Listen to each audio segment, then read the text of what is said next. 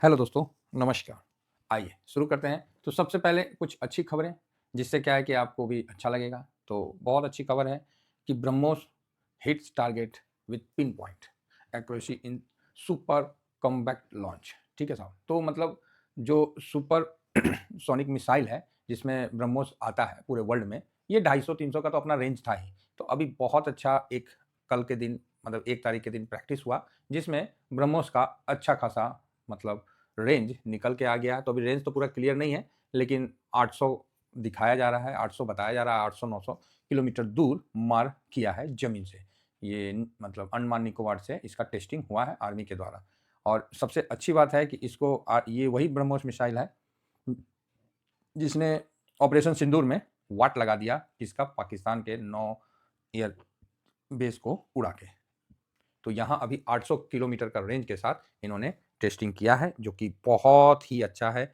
और ये सुपरसोनिक है, ज़मीन के साथ चलने वाली मिसाइल है, जहाँ चाइनीज़ रडार हवा में रह गई और पाकिस्तान की वाट लगा दी। ठीक है साहब? तो ये एक न्यूज़ था जो कि बहुत ही अच्छा है। और इसमें सबसे ज़्यादा मज़ा चाइनीज़ नेवल्स के लिए रहा, जो कि इसको लॉन्च करने के लिए भारत सितंबर से बोल रहा है कि हम अब लॉन्च करेंगे, हम तब लॉन्च करेंगे। और हर नोटिफिकेशन पे चाइना अपना एक जहाज तैनात कर देता है, मतलब 5-5 6-6 जहाज तैनात कर दिया। लास्ट में बोला कि जाओ हम लॉन्च नहीं करेंगे। तो चाइना वापस चला गया, साइड हट गया। फिर बोला कि ना हम लॉन्च करेंगे 11 दिसंबर को, और 1 दिसंबर को ही धड़ाम से मार दिया। अब चाइनीज बेचारे 3 महीना से पानी में नमक फाँक रहे हैं, और यहाँ पे भारत अचानक से कर दिया। तो सही है, मतलब देखने में बोलते नहीं है कि भारत करेगा तो कोई भी टेस्टिंग करता है तो दुनिया उसको देखती है कि सक्सेस कर रहा है, नहीं कर रहा है। तो अच्छा है, सुपरसोनिक ब्रह्मोस मिसाइल का जो प्रशिक्षण हुआ, ये एक तरह से पाकिस्तान, चाइना सब में खलबली मचा दिया है। और एक अच्छा न्यूज़ है कि भारत के पास जो उसका हथियार था, उसको अपग्रेड किया गया, क्योंकि ये तो फिलिस्तीन को भी बेच रखा है ना। तो फिर टेस्टिंग का मतलब क्या है? तो टेस्टिंग का मतलब यही है, सिंपल है सर, कि रेंज बढ़ेगा, और रेंज बढ़ा के इन्होंने किया, और पिन पॉइंट एक्यूरेसी के साथ इनका कमबैक पूरा हुआ। तो इसके लिए इंडियन आर्मी को बधाई देना बनता है। ठीक है? तो ये एक अच्छी खबर थी, जो कि काफ़ी अच्छा है, और इससे डिफेंस शेयर में तेज़ी आएगी। और क्योंकि मतलब पॉजिटिव रहेगा डिफेंस शेयर, और डिफेंस शेयर को हम लोग एमओ डिफेंस के माध्यम से कवर करते हैं, जो कि आपके सामने है। और इसमें भी इसका असर देखने को मिलेगा। इसका ये मतलब नहीं कि ये उड़ जाएगा, नहीं, पॉजिटिव रिस्पॉन्स रहेगा। तो एक अच्छी खबर है, और ये तो हम लोग के पास ऑलरेडी होल्ड में लॉन्ग टाइम पीरियड में है ही, क्योंकि अभी सिलीगुड़ी को लेकर भी बहुत चिक चिक चल रहा है। तो भारत भी तैयार हो रहा है कि रगड़ देगा एक के बार में। अच्छा है। चलिए अब हम आते हैं शेयर मार्केट पे, और शेयर मार्केट पे देखते हैं कि अमेरिका में क्या हुआ। तो अमेरिका में काफ़ी उतार चढ़ाव के साथ सेशन का समापन हुआ, जिसमें आप देख सकते हैं कि डाउ जोन ऊपर नीचे, फिर देखिए डाउ जोन जो है काफ़ी वॉलेटाइल रहा, ऊपर नीचे ऊपर नीचे ऊपर नीचे ऊपर नीचे, बाप रे बाप, देख रहे हैं वॉलेटाइल। और इसमें वॉलेटाइल रहेगा, एक, ठीक, दो, तीन, चार, ये पांचवा ही रहा, मतलब 4 बार ऊपर नीचे। क्या बोलिएगा, हैं? समझ रहे हैं? इतना वॉलेटाइल होने में गजब का मतलब वॉलेटाइल है, आपके सामने है। और सेम नेस्डेक, आप देख सकते हैं कि नेस्डेक भी काफ़ी वॉलेटाइल था, तो ये भी आपके सामने दिख रहा है। और एस&पी अपने आप को प्लस में टिका के बंद हो पाया, ये भी अच्छी बात है। और फैंग इंडेक्स भी अपने आप को प्लस में टिका के बंद हुआ, काफ़ी वॉलेटाइल रहा, है ना। तो अभी सारी डाटा आ रही है, तो फेड का भी वहाँ मीटिंग स्टार्ट होगा 9-10 को, हम मतलब ये सब चीज़ चल रहा है। तो ठीक है, कुल मिला के ये सब चलते रहना चाहिए। नेक्स्ट ब्रेंट का जो अभी है तो 62.34 पे है, तो ब्रेंट तो सही है। और कॉपर भी 5.27 पे चल रहा है। लेकिन यहाँ पर चिंता का विषय आपको अभी 10 ईयर बॉन्ड यील्ड 4.08, तो ये बीच में बढ़ के फिर अभी थोड़ा नीचे आया है, तो अच्छा है। ये बॉन्ड यील्ड जब कम होगा ना, तभी आपको एफआईएस का इमर्जिंग मार्केट मतलब बढ़ती हुई देश में एंट्री होगी, क्योंकि बॉन्ड में ही उनको जब 4% मिल जाएगा, 4-4.25%, तो काहेला झूठ मूठ का वो इधर आएंगे, वो तो वहीं पर ही अपना पैसा को ग्रोथ कर लेंगे। वो तब आएंगे ना जब पैसा ग्रोथ नहीं होगा।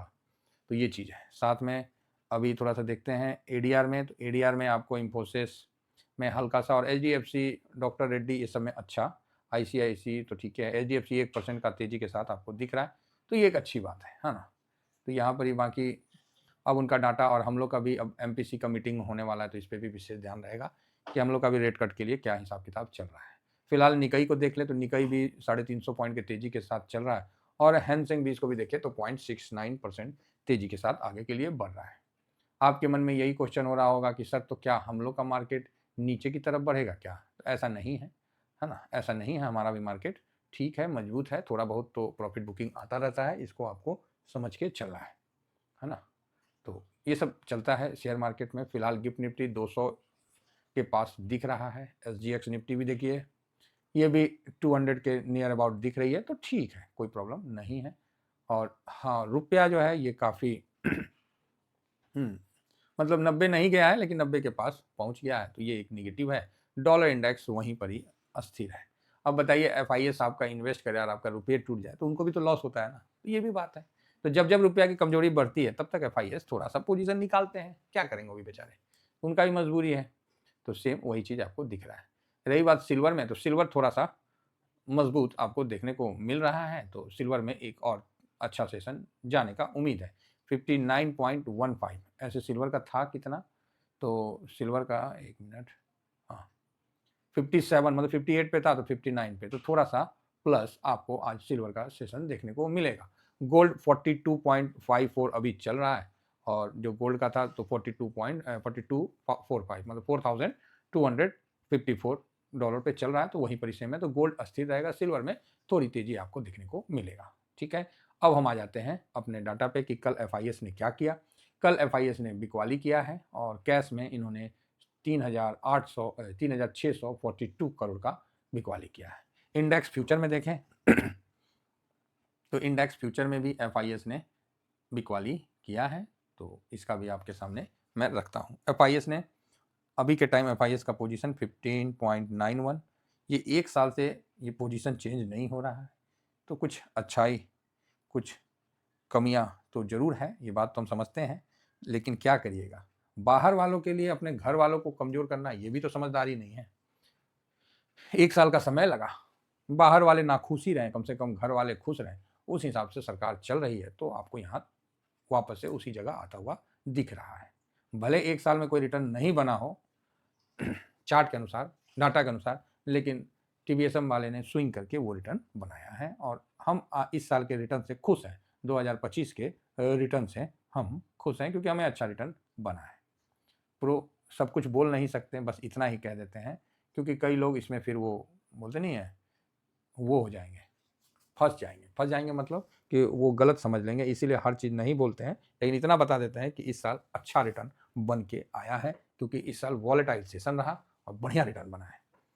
ठीक है, ये चीज़ को समझ के चलिए, और जो डायरी मेंटेन करते हैं उनको इस चीज़ का एहसास होगा, और जो नहीं करते हैं वो तो बस ऐसी हवे में चलेंगे, ज़्यादा से ज़्यादा अपना PNL देख लेंगे, बस इससे ज़्यादा क्या देखेंगे।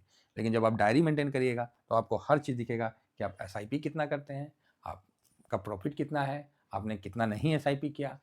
तो ये चीज़ है, जब भी मार्केट थोड़ा सा साइडवेज होता है तो SIP का लेवल बढ़ जाता है, मार्केट थोड़ा डाउन होता है तो SIP बढ़ जाता है, तेजी के मार्केट में थोड़ा सा SIP कम हो जाता है। हम लोग का इस महीना थोड़ा कम रहा, पिछले महीना ज़्यादा रहा, तो ये सब चलते रहता है ना, तो ये बहुत बढ़िया है। तो यहाँ DIS ने थोड़ा कम किया है और FIS ने भी कम किया, तो FIS को थोड़ा इग्नोर करते हैं, उनका मजबूरी था। और पब्लिक ठीक ठाक है 65.70, तो बढ़िया है, बहुत दिनों के बाद पब्लिक में भी इतना का खरीदारी हुआ है, नहीं तो कहाँ खरीदारी हुआ है अभी। और प्रो भी ओके है, पब्लिक में ही क्लाइंट घुसते हैं, क्लाइंट ही है, पब्लिक का डाटा नहीं होता, क्लाइंट का डाटा होता है, और इसमें भी बड़े बड़े जैसे मतलब एंट्री होता है। ठीक है, अचानक से पब्लिक का डाटा में खरीदारी होना, तो पब्लिक तो इतना नहीं खरीदा है, तो कोई ना कोई क्लाइंट के माध्यम से म्यूचुअल फंड या फिर प्रो की खरीदारी इसमें आपको देखने को मिलेगी, है ना, ये चीज़ समझ के चलिए। बाकी प्रो थोड़ा सा अप है तो बढ़िया है, एक्सपायरी खत्म हो गया है, तो आज एक अच्छा सेशन होने का उम्मीद है। अब आइए सारे डाटा को हम एक जगह रखने का प्रयत्न करते हैं, जिसमें सबसे पहले हम FIS को देखेंगे कि FIS कैसा रहेगा। तो फिलहाल निगेटिव तो चल ही रहा है, तो निगेटिव लिखने मतलब लिख के भी क्या करेंगे, हालांकि लिख देते हैं क्योंकि रुपया माइनस चल रहा है, जिस कारण DIS को पॉजिटिव करते हैं, प्रो को पॉजिटिव करते हैं, इंडिया विक्स पॉजिटिव है, PCR तो न्यूट्रल रखिए, ज़्यादा नहीं है, 1 के पास है तो ठीक है। गोल्ड भी आपको बिल्कुल न्यूट्रल रहेगा, क्रूड ऑयल आपको निगेटिव नहीं है, न्यूट्रल है। US मार्केट वॉलेटाइल सेशन है, न्यूट्रल है। रुपया निगेटिव है, डॉलर इंडेक्स आपको पॉजिटिव है, और PE अगेन निगेटिव है। तो आप देख सकते हैं कि 3 निगेटिव, 4 पॉजिटिव और 4 न्यूट्रल, यही निकल के आया है जो कि आपके सामने है। तो निगेटिव बहुत हावी, मतलब आप देखिए ना 4 4 4, मतलब ये एकदम बराबर बराबर बराबर है। तो कुछ मतलब एक तरह से देखिए तो इक्वल ही है। तो ना हम तेजी की तरफ उतना हमारा व्यू है, ना हमारा पूरा न्यूट्रल की तरफ है और ना ही पूरा निगेटिव की तरफ है। मतलब जो भी व्यू है एक कांस्टेंट व्यू है और तीनों मिक्सअप व्यू है। तो इस मिक्सअप व्यू में मार्केट आपको थोड़ा वॉलेटाइल दिख सकता है। तो इंपॉर्टेंट लेवल आपको जो बन के आएगा उस पर भी हम चर्चा करते हैं। निफ्टी का तो हमने चर्चा करके बता ही दिया है। 2690 के ऊपर बंद होता है तो अच्छा है, बहुत अच्छा है।